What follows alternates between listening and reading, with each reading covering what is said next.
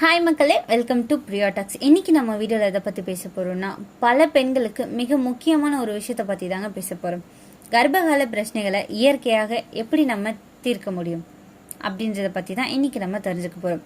கர்ப்பம் ஒரு ஆசீர்வாதம் தான், ஆனால் அதோட சேர்ந்து சில உடல் மற்றும் மன மாற்றங்களும் வரும். அது என்னென்னு தெரியுமா?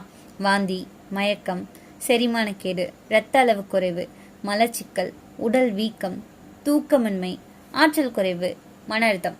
இது எல்லாமே இயற்கை உணவுகள் மூலம் நம்மளால சமாளிக்க முடியும்.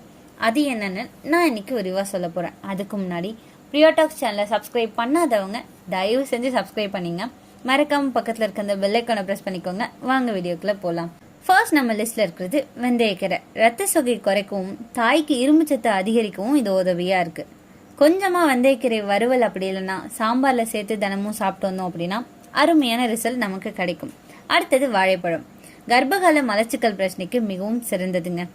இந்த வாழைப்பழத்துல சிறிதளவு நார்ச்சத்து, அதிக அளவு பொட்டாசியம் இருக்கு. ஸோ தினமும் ஒரு பழம் சாப்பிட்டோம் அப்படின்னா செரிமானம் சரியாகும். அடுத்தது பேரிச்சம்பழம். ரத்தத்தை அதிகரிக்கவும் உடல் வலிமையை கூட்டவும் இது உதவியா இருக்கு. ஒரு நாளுக்கு 2-3 பேரிச்சம்பழம் சாப்பிட்டா ஆற்றல் கிடைக்கும். குங்குமப்பூ பால் உடல்ல வெப்பம் சமநிலையாக்கி மன அமைதியை தரும். ஆனா 7ஆம் மாதத்துக்கு பிறகு மட்டும் பரிந்துரைக்கிறது ரொம்பவே நல்லதுங்க. ஓட்ஸ் கஞ்சி, சோளம் கஞ்சி கர்ப்பிணிக்கு தேவையான நார்ச்சத்து, சத்தான கார்போஹைட்ரேட் மற்றும் தண்ணீர் அளவை இது கொடுக்குது.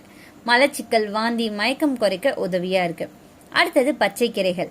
இது இயற்கையான ஃபோலேட்டை கொடுக்குது. குழந்தையோட நரம்பு வளர்ச்சிக்கு ரொம்பவே அவசியமானது. கேரட் மற்றும் பீட்ரூட் ஜூஸ் ரத்த அளவை அதிகரிக்க சிறந்த இயற்கை ஜூஸ்னு சொல்லலாம். பீட்ரூட்ல அயன், ஃபோலேட் ரெண்டுமே நிறைஞ்சிருக்கு. நெல்லிக்காய் ஆம்லால விட்டமின் சி நிறைஞ்சிருக்கு. இது நோய் எதிர்ப்பு சக்தியை கூட்டி மன அழுத்தத்தை குறைக்கும். காலையில காலியான வயிற்றுல நெல்லிக்காய் சாறு குடிச்சோம் அப்படின்னா சிறப்புன்னு சொல்லப்படுது. வெள்ளரிக்காய் உடல் வெப்பத்தை குறைக்கும். கர்ப்பகால வீக்கம் குறைக்க உதவியா இருக்கும். அடுத்தது எள். கால்சியம் நிறைஞ்சது. குழந்தையோட எலும்பு வளர்ச்சிக்கு உதவியா இருக்கும். ஆனா அளவோட மட்டும்தான் எடுத்துக்கணும். வாரத்துல 2-3 முறை போதுமானது. தண்ணீர் மற்றும் தேங்காய் தண்ணீர். கர்ப்பகாலம் முழுவதும் நீர் அளவு குறையக்கூடாதுங்க.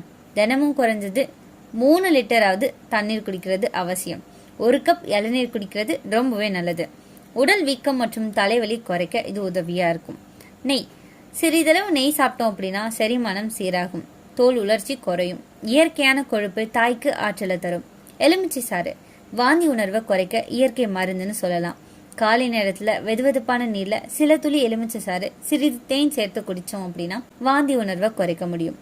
கருப்பட்டி இரும்பு சத்து நிறைஞ்சது. குளிர்ச்சியான உணவுகளோட சேர்த்து கொஞ்சமா எடுத்தோம் அப்படின்னா சுவையும் சத்தும் இரட்டிப்பா நமக்கு கிடைக்கும். தாய்ப்பால் உற்பத்திக்கான உணவுகள் என்ன தெரியுமா? ஜீரக தண்ணீர், வெந்தய கஞ்சி, வெள்ளை பூண்டு இது எல்லாமே பால் உற்பத்தியை அதிகரிக்க உதவுது. கர்ப்பகாலத்துல கடைசி கட்டத்துல எடுத்துக்கொள்றது ரொம்பவே நல்லதுங்க. அதிக எண்ணெய், மசாலா, ஜங்க் ஃபுட் இதெல்லாமே தவிர்க்கிறது சிறந்தது. எப்பவுமே சத்தான வீட்டுல தயாரிக்கப்பட்ட உணவுல சாப்பிடுங்க. கொஞ்சமா உடற்பயிற்சி, அதுவும் மருத்துவர் அனுமதி பெற்ற பிறகு செய்யறது ரொம்பவே நல்லது. நிம்மதியான தூக்கம் மற்றும் மன அமைதி ரொம்பவே முக்கியங்க. கர்ப்பம்ன்றது ஒரு அழகான பயணம், ஆனா அதை ஆரோக்கியமா கடக்க நம்ம உணவு தான் முக்கியம். மருந்து மாத்திரைகளுக்கு முன்னால இயற்கையான உணவுகளை நம்புங்க. ஒவ்வொரு தாயும் ஆரோக்கியமா இருந்தா பிறக்கிற குழந்தையும் வலிமையானவனா இருப்பான். இன்னைக்கு நான் சொன்ன விஷயங்கள் எல்லாமே உங்களுக்கு ஹெல்ப்ஃபுல்லா இருக்கும்னு நம்புறேன். இந்த வீடியோ உங்களுக்கு பிடிச்சிருந்துச்சுன்னா லைக் பண்ணுங்க, ஷேர் பண்ணுங்க, மறக்காம நம்ம சேனலை சப்ஸ்கிரைப் பண்ணுங்க. அடுத்த ஒரு அற்புதமான வீடியோல சந்திக்கிறேன்.